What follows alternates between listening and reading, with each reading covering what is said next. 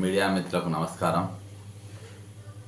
ఈరోజు తెలంగాణ వచ్చిన తర్వాత దాదాపు 10 సంవత్సరాలు ఒక నియంత పాలన ఉన్నట్టుగా ఈ తెలంగాణ రాష్ట్రం మరి కేసీఆర్ ఒక కబంధ హస్తాలలో ఉండే పోస్టింగ్లు కానీ లేకుంటే పాలనాపరంగా కానీ ఇష్టం వచ్చినట్టుగా వ్యవహరించడం జరిగింది. అప్పుడు సోమేష్ కుమార్ను చీఫ్ సెక్రటరీగా ఉంచుకొని రెవెన్యూ మంత్రి లేకుండా ఆయన పవర్స్ కూడా ముఖ్యమంత్రి దగ్గర పెట్టుకొని సిసిఎల్ కమిషనర్ రెవెన్యూ సెక్రటరీ లేకుండా ఆ పవర్స్ అన్నీ కూడా మరి మన ముఖ్యమంత్రి అత్యంత సన్నిహితంగా ఉన్నటువంటి సోమేష్ కుమార్ దగ్గరనే పెట్టుకొని వీళ్ళు ధరణి పేరుతో ఏ విధంగా దోసుకుంటారో మనందరికీ తెలుసు. కానీ ఈరోజు కూడా ఆయన ప్రభావంతోనే నేను గత 2 రోజుల క్రితం ఈఆర్టీ కూడా చీఫ్ సెక్రటరీగా సోమేష్ కుమారే కొనసాగుతుండు అని చెప్పడానికి ఇంకో తాజా ఉదాహరణ దొరికింది. ఈరోజు ఎలక్షన్ కమిషన్ ఎంపీ ఎలక్షన్ దృష్టిలో పెట్టుకొని అధికారులకు ట్రాన్స్ఫర్లు చేసి పరిపాటి. కానీ ఇప్పుడు మరి దానికి హెడ్ అయినటువంటి నవీన్ మిత్తల్ పైన అనేకమైన ఆరోపణలు ఉన్నాయి. మరి దాదాపు ఆయన రెవెన్యూ కార్యదర్శులను అందరినీ కూడా దాదాపు 32 మందికి ట్రాన్స్ఫర్లు చేసిండు ఇష్టం వచ్చినట్టుగా. సరే, దానికి ఇంతకుముందు కేసీఆర్ పాలన ఉన్నట్టే ఫైల్ రొటేట్ సర్క్యులేట్ చేయడం కానీ, సరే మంత్రికి తెలుసో తెలియదో మనకు తెలియదు, కానీ ఓవరాల్గా సెక్రటరియట్లో ఏ విధంగా ఫైల్ తిరిగానో ఆ విధంగా తిరగకుంటే వీళ్ళు ఇచ్చిండ్రు. ఈయనట్నే ఇచ్చిండ్రు. Panchayati Raj principal secretary mister Sandeep Kumar Sultania గారు కూడా ఆ విధంగానే ఇచ్చిండ్రు. మీకు ఉదాహరణ చూస్తే ఆ ట్రాన్స్ఫర్లలో భాగంగా, సరే ట్రాన్స్ఫర్లు ఎటుపోయినా ఆయన ఇష్టం వచ్చి చేయలేదు. భద్రాచలం దేవస్థానంగా ఉన్నటువంటి ఈఓగా ఉన్న ఎల్ రమాదేవిని కీసర ఆర్డీఓగా వేసిండ్రు. ఓకేనా. హైదరాబాద్ అర్బన్ సీలింగ్ విభాగంలో ఉన్న కె వెంకట ఉపేందర్ రెడ్డిని రాజేంద్ర నగర్ ఆర్డీఓగా వేసిండ్రు. ఇక్కడ వరకు ఓకే. మళ్ళా ఈ నెల 16న ఉత్తర్వులు కూడా ఇచ్చిండ్రు. మళ్ళా 15వ తారీఖు, మొన్న 15వ తారీఖు రమాదేవిని తిరిగి భద్రాచలానికి పంపిండ్రు. వెంకట ఉపేందర్ రెడ్డినేమో ఆర్డీఓకి ఇక్కడ వేసిండ్రు. అంటే ట్రాన్స్ఫర్ చేసేటప్పుడు సెక్రటరీలో దీనిపైన మేము exercise చేస్తలేరా?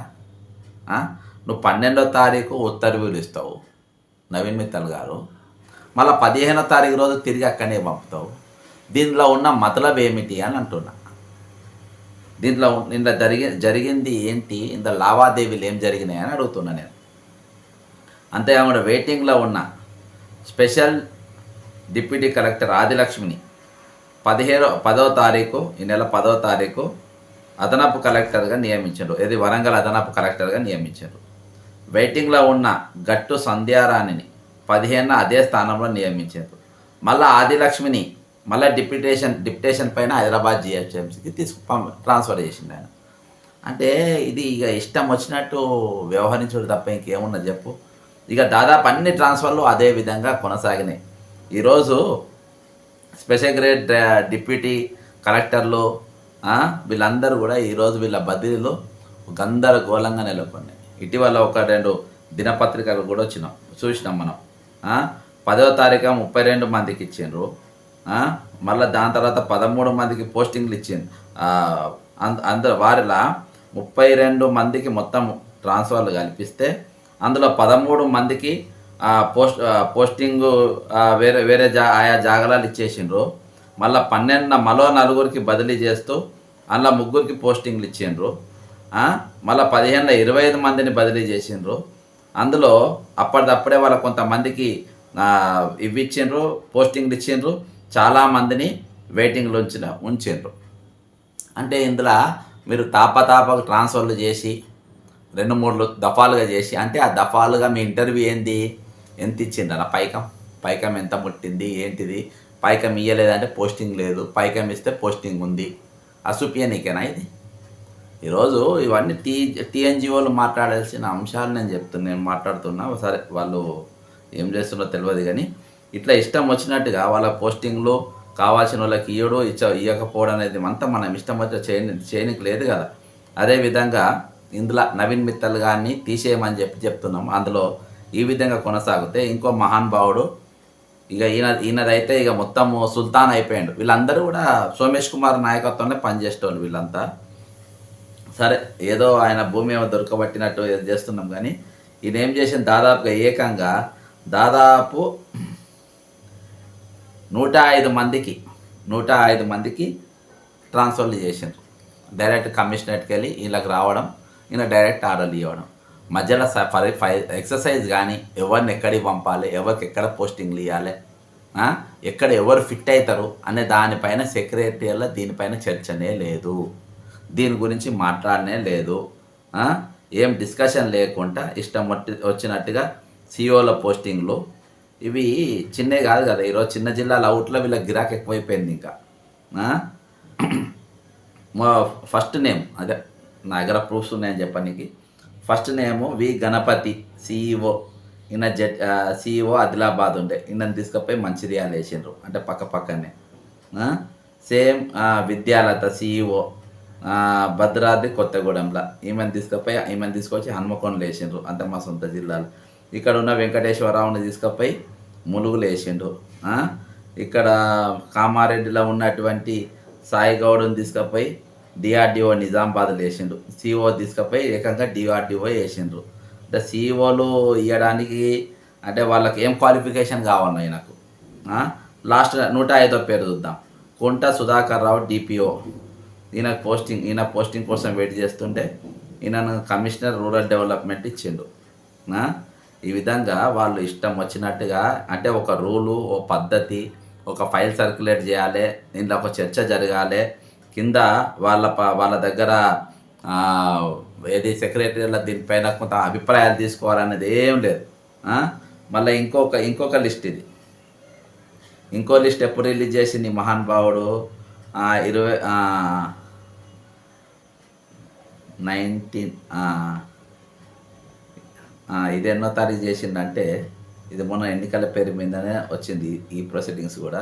Sandeep Kumar Sultania IAS officer. Date ఇవ్వలేదు, 2024 అని పెట్టిండ్రు. ఇందులో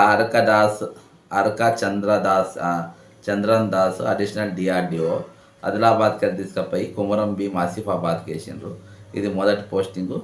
ఇట్లా ఎంతమందికి ఇచ్చిందంటే ఈయన సెకండ్ లిస్ట్లో 24 మందికి ఇచ్చిండ్రు. అడిషనల్ డిఆర్ఓలు తీసుకుపోయి జనగాంలో వేసిండు. ఈయన ఇంకొక ఆయనను ఏది గోటె శ్రీనివాస్ అనేట ఆయనను వరంగల్కి వెళ్ళి తీసుకుపోయి జనగాంలో వేసిండు.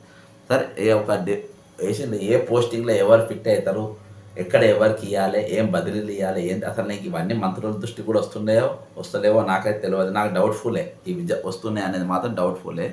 ఇది ప్రిన్సిపల్ సెక్రటరీలు డైరెక్ట్గా డిసిజన్ తీసుకుంటున్నా అనేది నాకు ఖచ్చితమైన సమాచారం. ఇందులో నవీన్ మిట్టల్ అంటాడు, వీళ్ళిద్దరైతే పక్కా దొరికిపోయారు. వీళ్ళు చేసినంత దుర్మార్గాలు, వీళ్ళు అన్ని పేర్లు చదవగలుగుతా. కాకపోతే నేను ఇలా నేను కింద లింక్లో షేర్ చేయమని పెడతా. ఇష్టం వచ్చినట్టుగా వ్యవహరించడానికి గల తీరును చూస్తూ ఉంటే ఈరోజు అందరు ఆలోచిస్తూ ఉంటారు, నిజంగా సోమేష్ కుమార్ అనేటువంటి మీద ఎందుకు చర్యలు ఉంటలేవు? సోమేష్ కుమార్ అనేటువంటి నేతృత్వంలో ఇలాంటి కూడా పోస్టింగ్లు జరుగుతూ ఉన్నాయి. ఒకటే రోజు 2 పోస్టింగ్లు ఏంటంటే అక్కడికి వెళ్ళి 3 రోజుల వ్యవధిలో 12వ తారీఖు రోజు కీసరకు వస్తారు, కీసరకు వెళ్ళి మళ్ళీ భద్రాచలం పోతారు. ఏందన్నట్టు ఇదంతా ఏం ఎక్సర్సైజ్ జరిగింది అంటే ఒక పద్ధతి పాడు అనేది లేదా? సెక్రటరియట్ అనేది ఎందుకు పెట్టిండ్రు? అక్కడ అధికారులు ఎందుకుంటారు? వాళ్ళు పనిలేక కూర్చుంటారు అక్కడ రాత్రి దాకా. మీరు మొత్తం డబ్బులు మాట్లాడుకొని ప్రతి ఓన్ దగ్గర ఈరోజు ఒక్క బీఆర్ ఐఏఎస్ ఆఫీసర్ దగ్గర వేల కోట్ల రూపాయలు ఉన్నాయి. బాధ ఏంటంటే ఈ ప్రభుత్వం దేనికి ఎంతగానో కష్టపడ్డాం, మార్పు కోసం అని చెప్పి అందరూ ఓటేసిండు, వేయించినాం. కానీ ఈరోజు ఆ మార్పు దిశ అనేది నాకు కనబడతలేదు. నాకు చాలా బాధ అనిపిస్తుంది. ఈరోజు ఎట్లేసి నవీన్ మిత్తల్ అంతవరకు ఎంత ధైర్యం చెప్పండి? ఏం చర్చలు ఏముంటాయా? ఇష్టం వచ్చినట్టు వేసేసుడేనా? వీళ్ళని ఎందుకు పెడుతుంటే అక్కడ? ఇంకా వీళ్ళ మీద కేంద్ర ప్రభుత్వం సరెండర్ చేసి వీళ్ళ పైన సిబిఐ ఎంక్వైరో, ఈడీ ఎంక్వైరో, విజిలెన్స్ ఎంక్వైరో మొత్తం చేసి తిండే అంత కక్కియాలి వీళ్ళ దగ్గర. ఒక్కొక్క దగ్గర ఎన్ని వందల ఎకరాల భూములు ఈ రోజులు ఉన్నాయి. ఈ ట్రాన్స్ఫర్లో ఒక తార్కాణం. వచ్చే రోజుల్లో ఇంకా అనేకమైన విషయాలు తెలంగాణ ప్రజలకు తీసుకొస్తాం. మీ దృష్టికి తీసుకురావడానికి ఏదో గొప్పది నేను పెడుతున్నా బయట అనేది కాదు. ఈరోజు ముఖ్యంగా మీ దృష్టికి తీసుకురావడానికి కారణం ఏంటంటే ఈరోజు స్పందన కొదువైపోయింది. యూనియన్లు కూడా మాట్లాడతలేవు. ఏ విధంగా మీరు ట్రాన్స్ఫర్ చేస్తారు అని ఈరోజు అసోసియేషన్ కేవలం క్యాలెండర్లు డైరీల ఓపెనింగ్లకే పరిమితం కావద్దు. ఇవి మీరు ఎలక్షన్ కమిషన్ ఇచ్చింది మేము కాదంటలేము, కానీ దాన్ని మనం ఏ విధంగా వీళ్ళు దాన్ని అమలు చేస్తున్నాం అనే తీరు కూడా ఇంపార్టెంట్ ఈరోజు. కాబట్టి మనం అప్రమత్తంగా ఉండాల్సిన అవసరం ఉన్నది. తెలంగాణ ప్రజలు మేల్కొనాలి, ప్రతిదీ ప్రశ్నించాలి. ఉద్యోగ సంఘాలు కూడా మీరు కూడా యాక్టివ్ రోల్ ప్లే చేయాలి. వాళ్ళు ఏమైతే మహా అంటే ట్రాన్స్ఫర్లు చేస్తారు, ఎక్కడ ట్రాన్స్ఫర్ చేస్తే అక్కడికి పోదాం, ఫరకేం పడుతుంది, ఎక్కడైనా డ్యూటీయే కదా చేసేది. కానీ ఒక పద్ధతి ప్రకారం చేయాలి అని అంటున్నాం మనం. లేకుంటే చూసింది కదా మన బాలకృష్ణ అసంటోని పెట్టుకొని ఎన్ని పైసలు వెళ్తున్నాయి. ఒక దగ్గర అట్లా వెళ్ళినాయంటే నవీన్ మిత్తల్ అంటోని దగ్గర ఎన్ని వెళ్ళాలి, అరవింద్ కుమార్ అంటోని వెళ్ళాలి, జయేష్ రంజన్ అంటోని దగ్గర వెళ్ళాలి, సోమేష్ కుమార్ అంటోని ఎన్ని కోట్లు వెళ్ళాలి. చూడండి, ఆఫ్టర్ ఒక చిన్న ఆఫీసర్ దగ్గర అన్ని కోట్లు వెళ్ళినాయంటే ఆలోచించాలి. అప్రమత్తంగా ఉండాలనే ఇది మీ దృష్టికి తీసుకొచ్చిన. జై తెలంగాణ, అమరవీరులకు జోహార్లు.